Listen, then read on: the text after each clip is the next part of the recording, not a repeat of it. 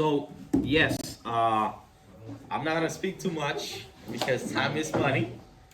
But the goal, but the goal for today, we came to a workshop, right, for how to prepare for college, and it can go from anybody that is in high school, also people that have already finished high school and haven't continued their education, which I wear my school today to represent. But SAE Institute. But yeah, the goal is so that we can follow up with you all also in a one-on-one. We're not just doing this workshop to say, oh, we gave you a whole lot of information, you're on your own.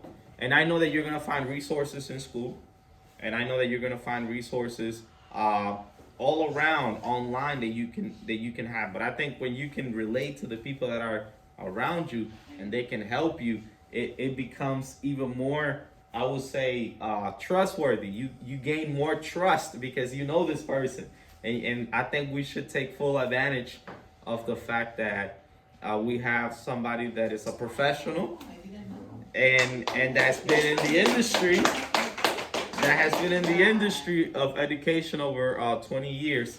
And she already has a passion for this because she had started a YouTube channel out of her heart just to give information to young people and to older people as well, not only young people, on how to prepare, what to do. And I remember she interviewed my wife one time on her journey in school. So I would say Marina is not only just somebody that can tell us on how to prepare for college, but also somebody that can help us with different advice for the ones that are in college as well. And I think that's going to be our next workshop, how to help the ones that are already in college. And I know that one of the main topics is time management, which we've gotten that request before. And I think we're also going to ask for study tips and things like that. So yeah, with no more, let's make a quick prayer, and I'm going to pass it over to Marina. And thank you so much for joining us today.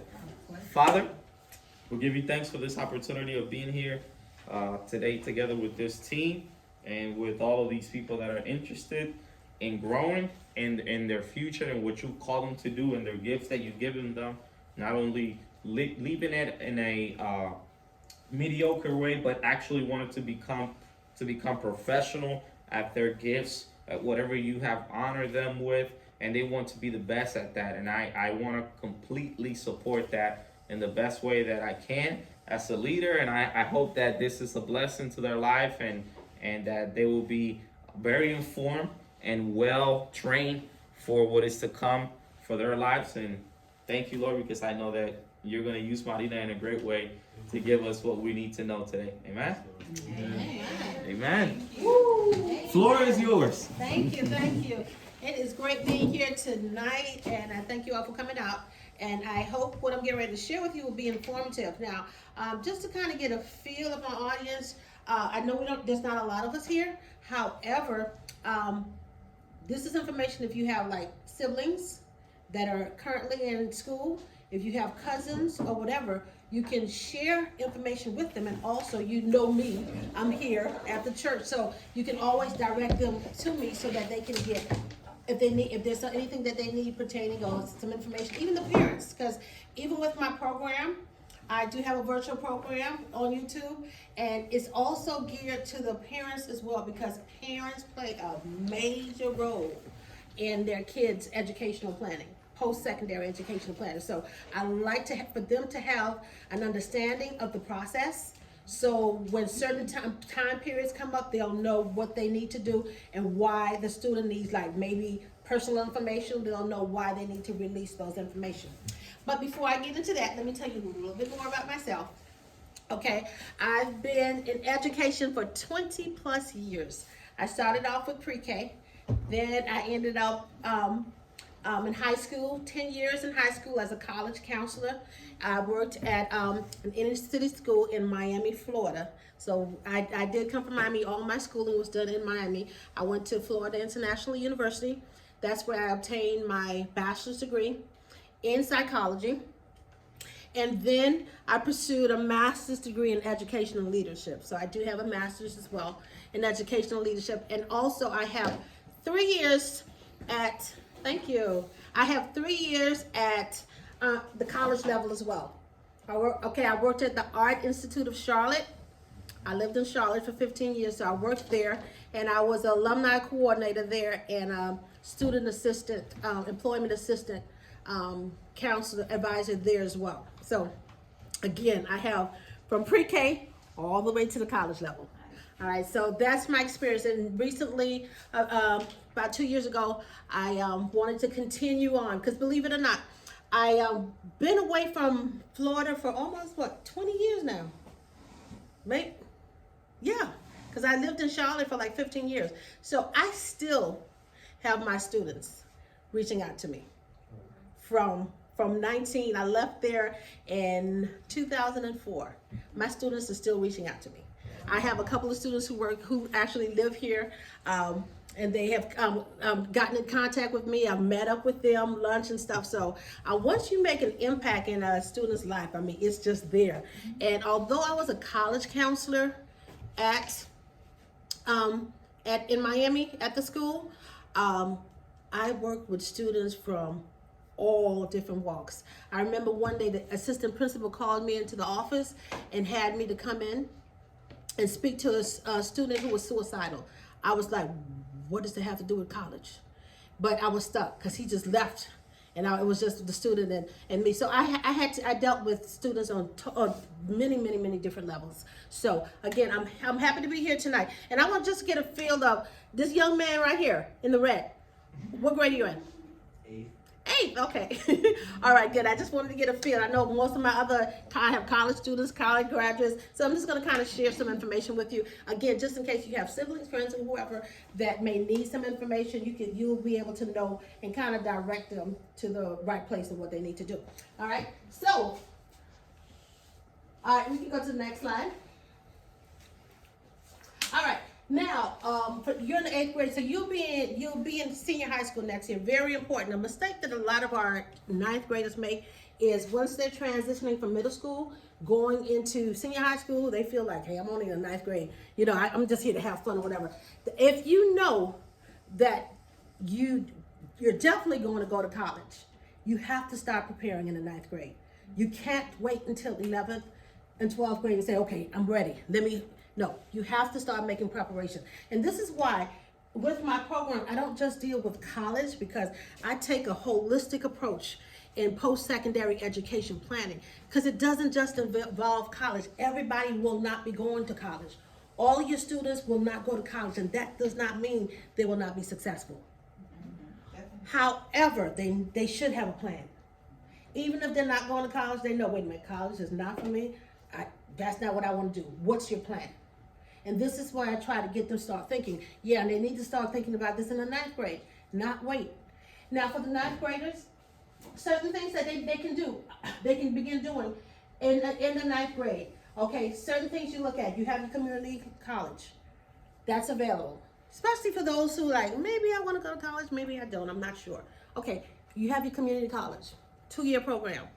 Usually with that, even if you graduate with a low GPA, most if not all of the community college will accept you. Every city has a community college, so it's good to kind of know what colleges are in your area, okay? And then just start looking into it. And what it gives you is like a second chance at community college. Some people tend to look down on it. There's no reason to. First of all, there's a lot of benefits to community colleges. You're talking about cost-wise, okay? The cost to go to a community college is like 4 times less than going to a public or a private university. So that's in itself is a plus. And especially if you're a student, you messed up, you just partied from the 9th through the 11th grade, and the 12th grade, you say, I think I want to go to college. At least you have that community college to start off with. And for those who aren't sure that they even want that college, but they want to do something and begin to make some money and maybe just go into the workforce, you still have your technical and your vocational programs. These are programs like nursing assistant, medical assistant, just other things like even real estate. You can go into a technical program to go through the program and then get your real estate license. So there's a lot of things. And then even with these programs, you can still come out making a lot of money. Going to college doesn't really guarantee success in a job or anything like that. It's usually that plus your work experience, etc. All right. So if you start early as the 9th grade, just kind of what is it that I want to do?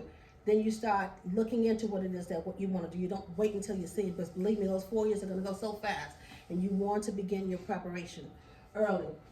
All right. Looking at 4 years, we don't have a lot of high school students in here, so I'm not going to take too much time on this. 4-year university versus public. There's a lot of difference between public and private universities. If a student, and another thing, let me pause on this a second. I've heard a lot of people say, well, I can't afford to go to college. My parents don't have any money. They have this job. They can barely pay the rent, etc., etc. I'm here to tell you, if college is someplace you want to go, there's no reason no one cannot go to college. Anyone that desires can go to college. You can, because there's financial aid. There are ways you can pay for college. Okay, where you can get in. And there are certain things, there are certain scholarships that's even within the grant program that you're applying for. All right, so if you want to go to college, you can. So I just wanted to mention, thank you, Madam Marina. Oh, you're welcome. Thank you. So I just want to mention that my daughter, she's a 10th grader, and she's coming. So any information that, because you say there's no high schooler here. Yeah, we have a good group of high schoolers. And I'm the mom, so I'm They're on here the for way. her. Okay, so perfect. If you do have some information for her, Okay. Yeah. Definitely.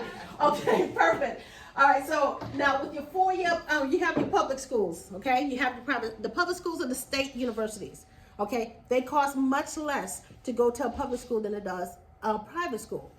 You understand me? And here you're talking about like double the cost if you go into a private school. It's not fine. There's nothing wrong with that. Now with the private schools, there are also scholarships. So if you know this is a school that you had in mind, your parents went to that school, and you know this is where you want to go into a private school, that's fine. You just need to find out what resources, and just be smart with it, because you're getting the same education whether you go to a public school or private school. Mm-hmm. All right, you're getting the same education, especially for your undergrad degree. All right, so keep that in mind, parents. And then another thing they need to keep in mind if you go out of state.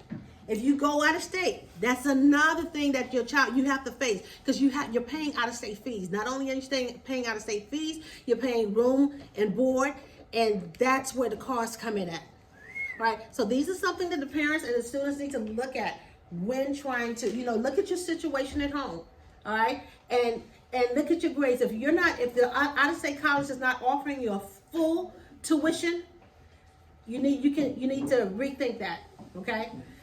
All right, and then you have other options. We're gonna look at the other options just for a minute.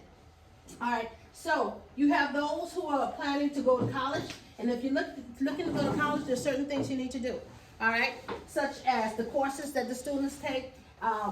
PSAT, 10th grade, if you're in the 10th grade, that's when you need to look into actually taking the PSAT in the 10th grade.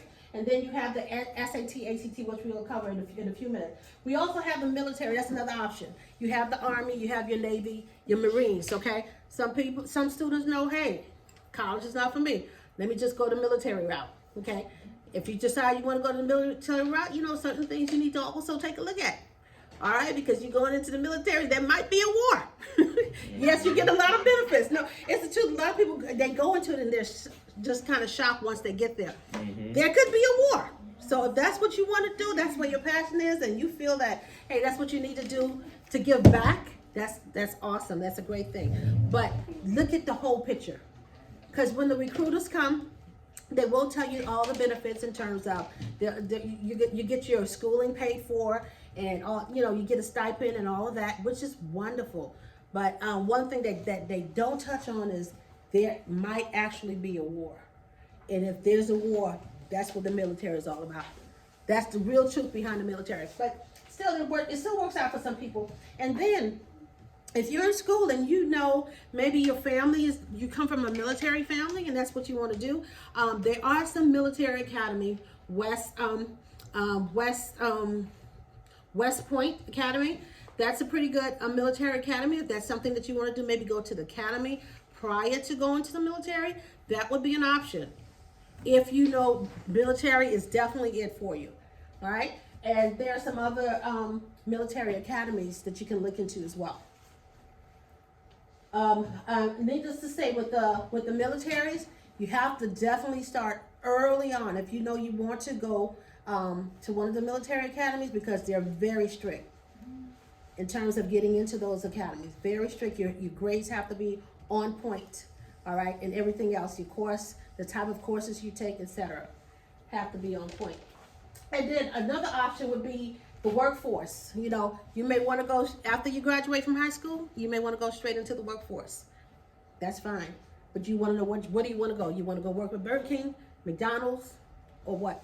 Like I said, there are some other things that you can do that can help prepare you where you can go into the workforce, but go into a job like a lab tech, okay, or you know, something that can actually pay you. You can be making decent money.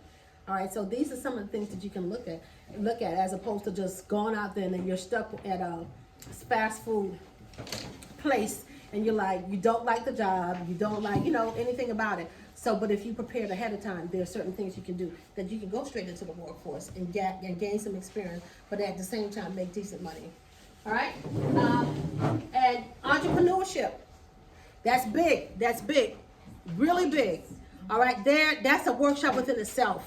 All right, and let me tell you, I have my oldest daughter. She was 8 years old. She started her own business at the age of 8.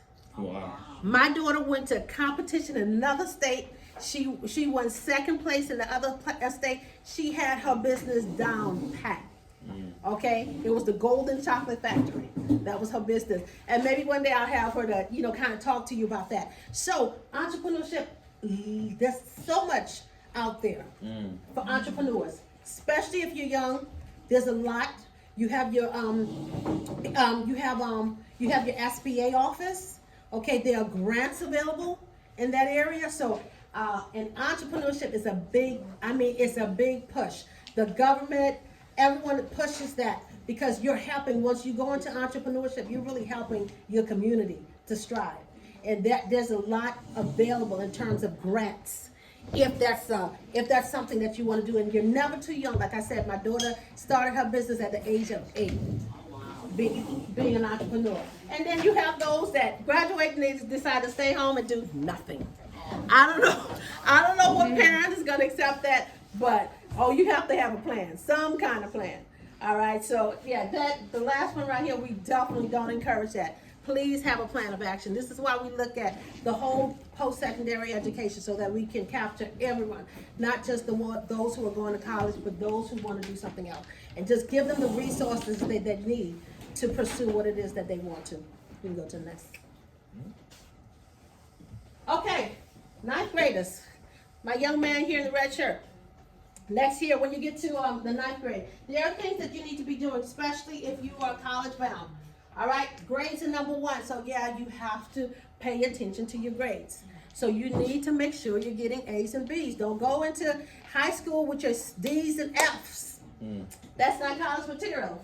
I mean, you can start off in a community college, like I said. But if you know, you already know you want to go, maybe even go away to a different state, you have to pay attention to your grades. Starting at the 9th grade, because what happens is that GPA affects your grade from the 9th through the 12th. So your ending GPA in the 10th grade, that 9th grade, those courses will reflect on that final GPA. So you have to pay attention to your grades right now. Community service is a plus. A lot of the colleges are looking at your community service. What are you doing? How are you giving back? Not just your grades. They also look at your community service. So, and you have a prime opportunity here. If you work here, do you give community service credits? We don't. That's something That's what I was gonna ask. that we gotta work Working for. on the time. Yes. Yeah, that's something. Yes, I'm taking notes. Definitely, you want to look into that. You can do things with your church, and and you can get community service from that. All right. So, and document. You want to start documenting your community service from the 9th grade all the way up to the 12th grade.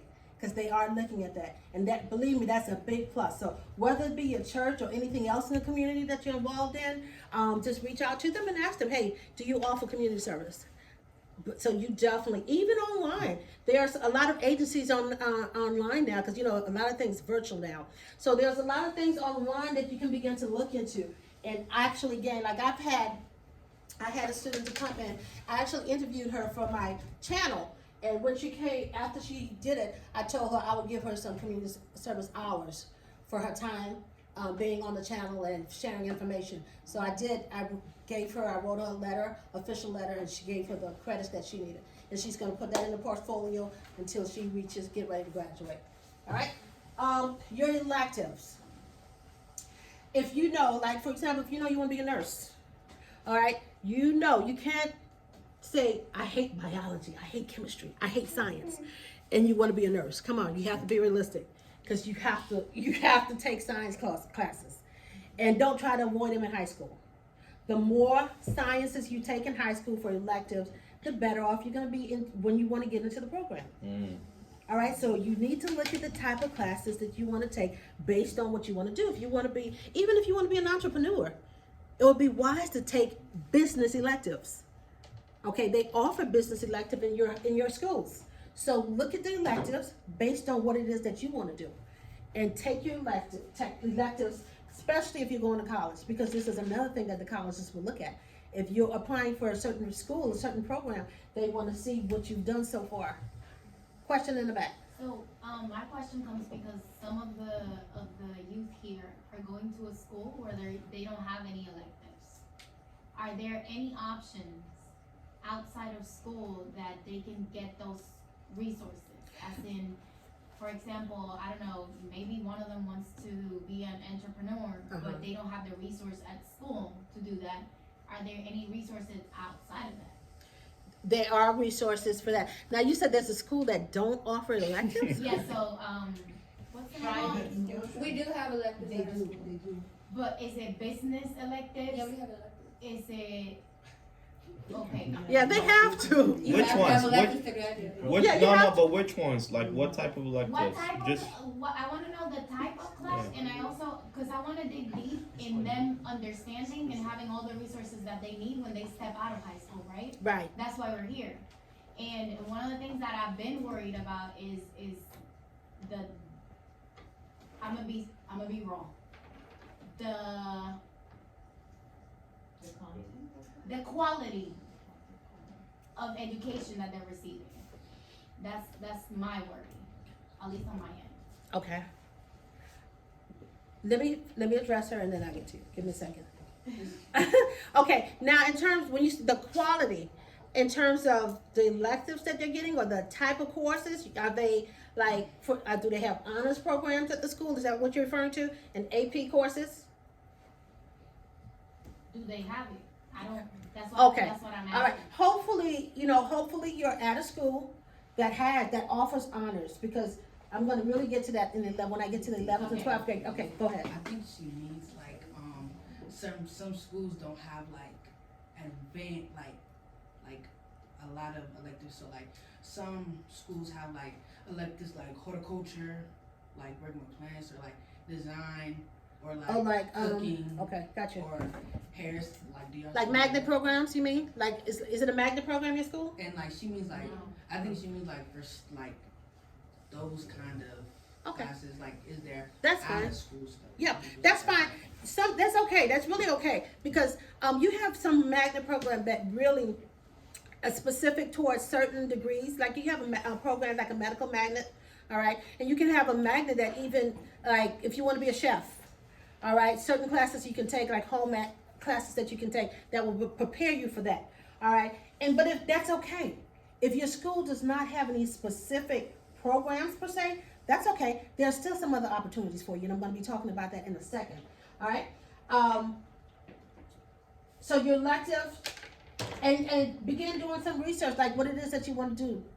Do I want to go to school? Do I want to go to college? If I don't want to go to college, what can I do to make money? Not just graduating and then don't have a plan. What can I do? Am I a typist? Can I go in and maybe work in somebody a law office? Can I, business office? Maybe I can do that. Maybe I like typing. All right, so maybe I can take a word processing course that will help me with my typing. All right, you're not going to college, but you're just gathering some skills that will help you once you graduate. Yeah, I don't have a degree or a college degree, but I have this. I know how to type 60 words per minute. All right, that puts you in a position, a good position. All right, and you can start taking these courses in school if your school offers those courses. If not, that's fine, because even your local library, sometimes they have programs. That's why it's good to get a schedule and be connected to your local library, because sometimes they have guests that are coming in that will offer word processing classes. So and it may be for 2 weeks, for 3 weeks. You can go in and actually get all this information and learn the skills. And by the time you graduate, you have that skill, that word processing skill. And you can get a nice job paying a decent amount of money and not having to go to college. Now you may decide to go later. So that's something that you can look at. But you have to start looking into it. You have to start connecting, making that connection. 10th grade, okay? Again, you're still looking at your courses, the type of courses that you're taking, and the grades. Now, just like Adriana said, if the courses are not really there to prepare you, this is where your local community college comes in at. Now, all community colleges, because I've worked closely with all colleges, community colleges, public colleges, private schools. Okay, that's what I did. I knew my students. I knew what they wanted. I knew their capabilities in terms of the courses that were taken. And once the colleges let me know what they had to offer, I knew which students would be a best fit for that program. Most colleges have upward bound programs, all right, that usually start 9th and 10th grade. And before post-pandemic, usually what they'll do is they'll work with the students throughout the school year, after school hours, and then during the summer they would have like a 2-week program where they have the students to come on and they teach them certain things, certain skills. Now that helps you. That helps you with certain majors, because certain upward bound programs are based on your majors, and a lot of upward bound programs are based on your financial situation. Say maybe you thought that you can't go to school because of college, whatever. It puts you in a position where it offers you, and usually everything with this program is free. Everything is free. Okay, so this is definitely a plus, and if you're in the 9th and 10th grade, this is the time. 11th grade is usually too late for an upward bound program, so you would want to begin looking at your upward bound programs in your 9th and 10th grade classes, and usually the state schools offer that program, and also the community colleges offer that program. So that's something you can definitely look at. If you have a college counselor or regular counselor at your school, usually the regular counselors usually don't have time for it. And that's another reason why I decided to do this YouTube channel, because they're so busy with your grades, the graduation and everything, they're so overwhelmed that they don't have time to kind of give you information that you need, like from those community colleges. But those, like I said, those programs are available in the 9th and 10th grade, and that's the time that you want to take advantage of it. See what they offer, and they'll tell you what the requirements are, and once you get in, everything is free with that program. 10th grade is the time that you want to take the PSAT, especially for those who are planning on going to college. PSAT is done in the 10th grade. Now, the plus to that, once you take the PSAT, if you get a high score in that PSAT, that can lead you to a scholarship. That links you to a scholarship. So in the 10th grade, you definitely want to take that. Because if you get a high score, again, that will qualify you for a scholarship. That will set you aside for a scholarship. So that's something that you want to do in the 10th grade. Now my 11th grade, any 11th graders here? Oh, 11th grade over here. Have you taken the SAT, ACT yet? You got to get that going. 11th grade, SAT and ACT is a must. It's a must. You don't want to wait until you're a senior. All right. Now, also, let me let you know about the SAT and ACT in the 11th grade.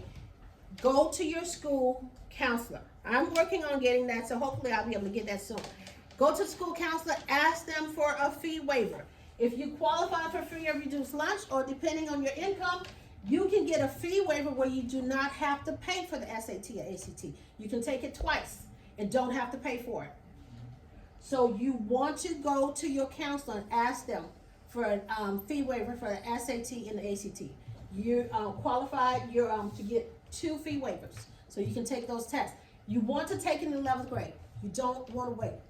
Once you take it in 11th grade, you will get your scores, okay? And they will look at you. You may do better in the ACT than you do the SAT or vice versa. It all depends, all right? And these are just these are tests that most all 4-year college or university, they require SAT or ACT. It's a little different since the pandemic. Some schools kind of slowed down on that, and they don't really look at it. But I'm sure they're going to go back to it. So you want to definitely go ahead and prepare for it. There are preps. If you go to the library, you can go ahead and take a book, get a booklet on SAT and ACT, and just kind of start going through it yourself. There are other preps out there that you pay for this, but why pay for it when you can go to the library and just get that information for free? And just go home and kind of take a look at it. Or, if you're taking it for the first time, just get a feel of it. Once you get a feel of it, you get your scores. All right, you look at your scores. Depending on your scores, if it's anything less than 17 on the ACT, you may want to do a little study on that. And then with the SAT, if it's anything lower than maybe a 2200 or something, then you want to do a little study. And you get to take it. And I advise that you take it early in your 11th grade year, and then maybe by spring, retake it again. Now, what the schools will do, they will look at your best scores. They will look at your best scores and go with that. Now, say, for example, the first time you take the ACT, you didn't do too well on the English part, but you did very well on the math part. How are we doing with time? We're good. Okay. And you didn't do too well with the math part, and you retake it again in the spring. What they'll do is they'll take that high reading score, and if you scored higher in the spring, and they'll combine those two to get your scores. All right, so that's why you want to take it early and give yourself a chance to take it again. All right, and then by the 11th grade, you need to start looking at schools. Which schools do you want to go to? Do you want to stay in? Do you want to go out? Do you want to pay out-of-state fees? Remember, I told you about out-of-state fees. If you want to start with a community college, the way it works is you start at a community college for 2 years. You do your basics, general courses in 2 years. Once you graduate, a lot of schools, they connect with the 4-year public school. So once you graduate with your AA degree, that's what you're going to graduate with, and then you will automatically get into, you won't even need SAT and ACT, because you don't need that for a 2-year college. You only need it for your 4-year college. And once you graduate, you automatically go into a 4-year public school, if that's your choice. All right, and that's automatic. And then you do 2 more years there to receive your undergrad, your bachelor's degree. So that's how that works. Now for our seniors. Seniors, do we have any seniors here? Yay, congratulations, yay. Congratulations to our seniors. And seniors is here, remember, I'm here for you. I am here for you. Seniors, right now, tell me, I have this question for you. What are you doing now as seniors? Are you going to college? First of all, do you plan? What have you done? Yes. What have you done? Tell me you've taken the SAT and ACT already, right? Seniors, okay, we need to take it. We need to schedule to take it like next week. Okay, I need you to go online, and I need you to schedule for it. I need you to get in touch with your counselor and see if you can get a fee waiver for it. Okay, and once you get a fee waiver for the SAT and ACT, you also get fee waiver for your college applications. And ladies and gentlemen, for the college applications, I don't care what college you're going to, there's an application fee that is non-refundable whether you accept it or not. However, if you qualify for a fee waiver for the SAT or ACT, you will also get a fee waiver for the college applications. My seniors, please, you have to. You're behind. You have to get the SAT and SAT. You need to get it done as soon as possible. Okay? And also, financial aid. This is the time that you need to apply for financial aid, like right now. All right. So if you haven't started that financial aid application, you need to go ahead. And going, although you haven't been accepted to a college yet, that's fine. They still allow you to list, I think, up to 7 colleges. So whatever college you know you're going to be applying to, you can list that on your financial aid application is important because usually when you talk about financial aid, you're talking about grants. I think, go ahead to my next slide. I think that's on my next slide. When you talk about financial aid, you're talking about, go up. You can't go there. Okay, yeah. When you talk about financial aid, you're talking about grants, all right? You're talking about scholarships. You're talking about loans, and you're also talking about work study program. You're filling out for all of this. If your parents have not filled out their income tax return, they need to do it as soon as possible because they have to provide information from their income tax return, whether it be the 1040, I just bought this, the 1040 that they'll be filling out, or 1048. And also, I need to let you know this, if you worked last year, you had a little job, you need to either fill out your return. Now, a lot of students don't know this. Their parents usually claim them on their taxes, which is fine, okay? Even if you had a part-time job, they can still claim you. And you can still file for your taxes. You may get back maybe $100 or whatever. That's fine, but they can, because a lot of parents feel that if they're claiming you, you can't file. But no, that's not true. You can still file and get your little refund back, and the parents can still claim you because when you're filing, there's a question that they're going to ask you. They're going to ask you, can anyone else claim you as a dependent? And you will check the yes box. All right, and that's fine, and then that means your parents can claim you because they're claiming that exemption on you. So make sure your parents file as soon as possible, especially if you're a senior. You need to have your financial aid. Another thing I need you to do, when you go to the FAFSA, it's very important that you go into the right website to fill out that application. You need to go to FAFSA.ed.gov. If you go to FAFSA.com, if you go to FAFSA.org, you're going to get a financial aid site. You're going to fill out the application, and at the end, they're going to tell you have to pay $39.99 or $69.99. FAFSA is free. FAFSA stands for Free Federal Aid. Free. So if you happen to get on a site that's charging you, get out of that site.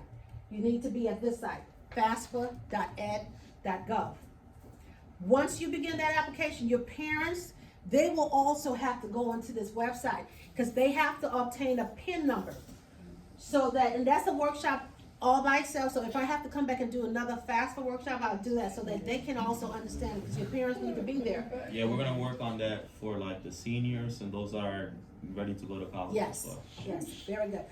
So your parents will need to go on that website also. They have to create a PIN number. That's how they sign off on the FAFSA. And let them know they will need to have copies of their taxes, their 1040 that they fill out. And there are some questions that they're gonna ask that's on your taxes. So basically, if you look at the FAFSA application, it tells you exactly what line. So whatever form they filled out, all they have to do is go to that line, and whatever number's on that line, that's the number that they're gonna put on here. And remember, you're also applying for loans, so don't go into this and say, oh, I don't want a loan, I don't want a loan. You can apply for it, it does not commit you to a loan. Apply for the loan, especially if you know you're planning on going to a private school or 4-year out-of-state school. Apply for the loan. You don't have to take it. You just check yes to the loan, and also work study program. I'm going to tell you a little bit about work study program. That happens is it helps pay for your tuition, and the way it does that is you get the campus that you're going to, they give you a job, and they schedule the job based around your schedule. So that's a plus for you. And they pay you, they offer you, and you get the job and you get paid through that program. Of course, like I said, that program is based around your classroom schedule, so there will never be a conflict. So in your application, if you do not check yes on there, and later on while you're in school you decide, hey, I want a job on school, you're not going to get it. All right, so you want to check it while you're filling out your financial aid application. Okay?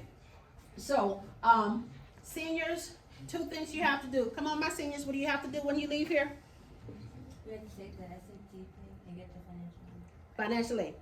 Right away, okay? Can you ask for that question one more time? I'm sorry? Can you ask the same question again? The seniors? All right, seniors, what is it you have to do when you leave here? Don't answer. To get financial aid. How do you do that? Yeah, how do you do that?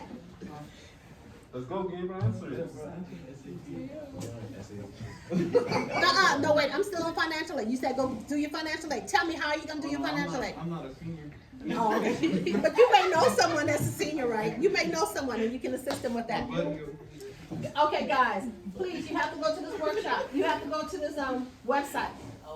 My seniors, I need you. If I see you again, I'm gonna ask you. Please. So I need you to do it. I'm gonna ask you, what applications have you filled out? And you also have to start your college applications now. Okay, now let me tell you about the FAFSA. The FAFSA, usually the grants for the FAFSA, the scholarships that they offer, there are state scholarships that you can qualify for. If you don't have your FAFSA in before March 1st, you may miss out on some of those scholarships. So if your parents have not filed their tax returns, they need to file it.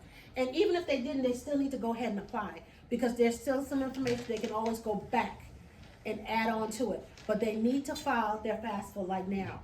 Because again, once March 1st hit, there's some scholarship that you could have qualified for, state scholarships that you will not get. All right, if you don't. And when you're applying for FAFSA, you get grants. Okay, usually grants are based on the income, your parents' income that you put on that application. And with grants, you don't have to pay grants back. That's free money to you. All right, and work study and scholarship, like I said, state. A lot of states, if you go into